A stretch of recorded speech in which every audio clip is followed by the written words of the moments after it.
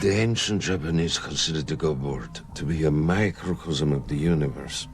Although, when it is empty, it appears to be simple and ordered. The possibilities of gameplay are endless. They say no two Go games have ever been alike, just like snowflakes. So, the Go board actually represents an extremely complex and chaotic universe. And that is the truth of our world, Max. It can't be easily summed up with math. There is no simple pattern.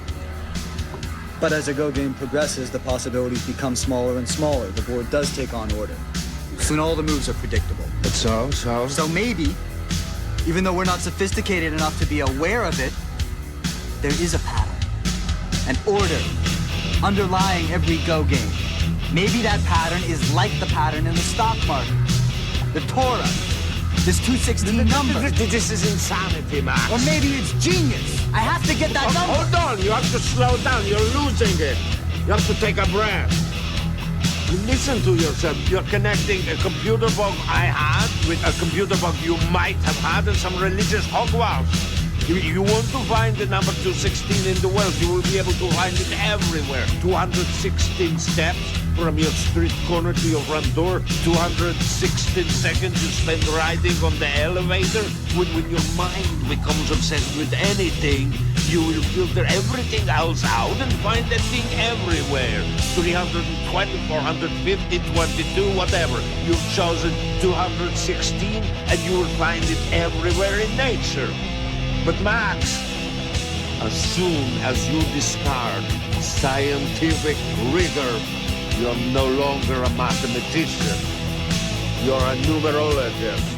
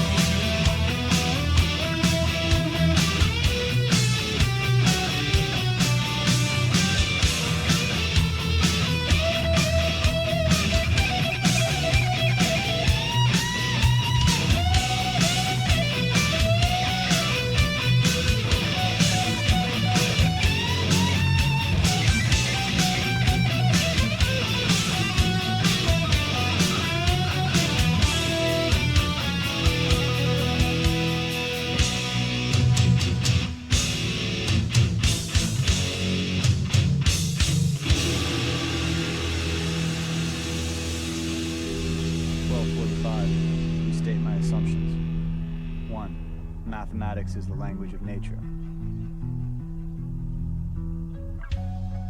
2. Everything around us can be represented and understood through numbers. 3. If you graph the numbers of any system, patterns emerge. Therefore, there are patterns everywhere. Evidence. Cycling is epidemic. The waxing and the terrible population. Sunspot cycles. The rise and fall of the Nile.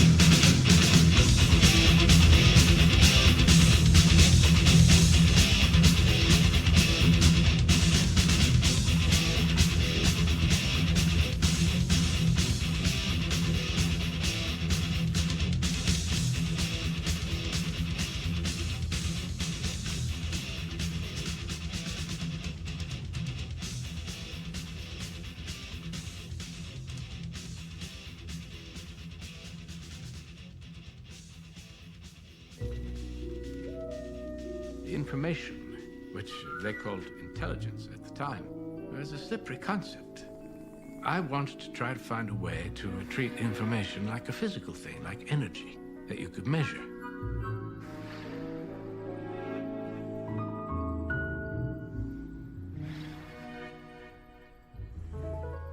What I realized was that to measure information, you have to look at it without regard to meaning. That upset a lot of people, that content is irrelevant. The point of sending a message is to remove uncertainty, something you didn't know, but now you know. Do you have a coin, Michelle? A coin? Yes, a coin. I'd get up to get one myself, but I know you'll just tell me to sit back down. Yes. Heads or tails? Tails. Heads. A coin toss is an example of the simplest form of information to communicate. A binary choice. True or false. Heads or tails. A 1 or 0. A bit. Is your coin legal? Sorry? Your coin's not counterfeit, is it? Not that I know of. So, if I toss it 100 times, each time I toss it, there's an equal probability that it's a head or a tail. I'd need 100 bits of information, one for each toss, to communicate the results. Now, if it turns out you're some sort of con woman, and you thought it might be fun to pull the wool over some gullible old man's eyes. Heads, right? It's heads on both sides. I didn't need any information from you to know the result. If something's completely predictable, there's zero information. But if, on the other hand, if something's completely random, you need information about everything. It's counterintuitive, but the gibberish contains more information than great literature.